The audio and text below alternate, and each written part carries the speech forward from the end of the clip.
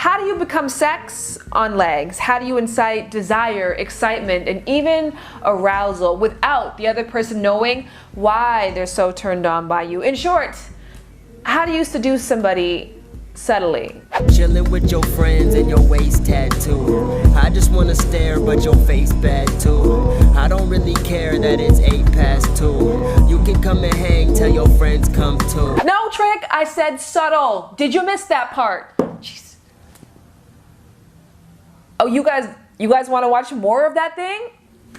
Okay, fine. 5 seconds max. Then we're going right back to science. I got the Hennessy, I got the canopy. You can't be mad at me, you not the enemy. Rapping just happened to pass up. I'll package my ass up and step into my luck.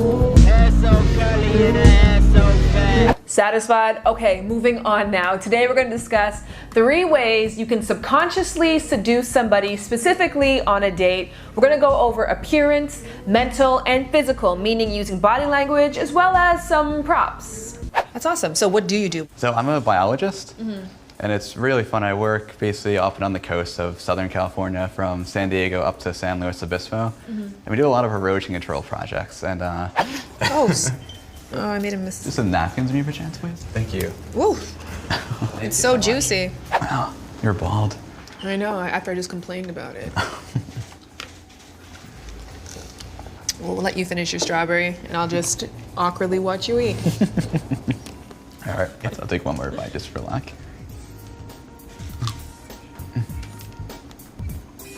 Number 1, appearance. I've discussed this in another video, but in ancient times, makeup was used to make women appear more fertile. When it comes to skin, you want a dewy, glazed, bronzed goddess look. Think summer nights in New Orleans. Now, when it comes to the face, for blush, you want a nice flushed cheek, that feeling that you're a little embarrassed and a little hot and bothered right now. Speaking of hot and bothered, lip color. You're gonna go a couple shades darker than your actual natural lips. So almost a neutral shade, just bump it up 1 or 2 more. Now, pupils have to look dilated because that is a sign of attraction. That is why black eyeliner and mascara are definitely your friends. Last but not least, when it comes to what you wear on a date, you want to draw eyes to your target areas. My neck lines and my shoulder lines tend to be my most sensual part, and that is where I want to draw attention to when I'm trying to seduce. Finally, let's talk about the physical, honey. First and foremost, body language. Now, eye contact, of course, is an obvious one.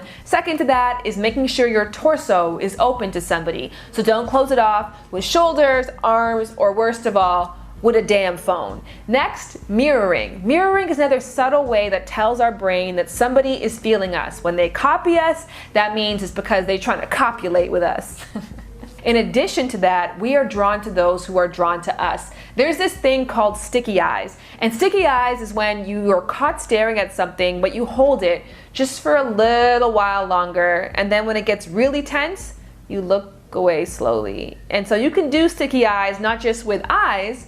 Mental is a massive component of seduction, and so not only am I thinking about it, I have to also visualize it, and you can't visualize it unless you look at it. So a couple times in the day you guys can see my eyeline drift from the eyes to the prize. So as you guys may have guessed already, I didn't just read and research this topic. I wanted to go out and actually test it. So on my show, Sham Booty is Your Perfect Date, I'm actually testing out different experiments on them to see if they work, because I don't want to give you guys false information. Now, to see the results, plus to see how this date unfolds, and to see my ridiculous commentary, you have to subscribe to Fullscreen. And for those of you guys who do not know, Fullscreen is a streaming service like Netflix or Hulu. But best of all, they give creators like myself, digital creators, a chance to create shows that we couldn't create by ourselves on our YouTube channel. So my show, Sham Booty is Your Perfect Date, is in season 2. Boo boo boo. I don't know what that was. If you are an AT&T customer, you get 1 year for free. Everybody else gets 1 week for free, which is enough time to watch all of season 1 plus half of season 2 at this point.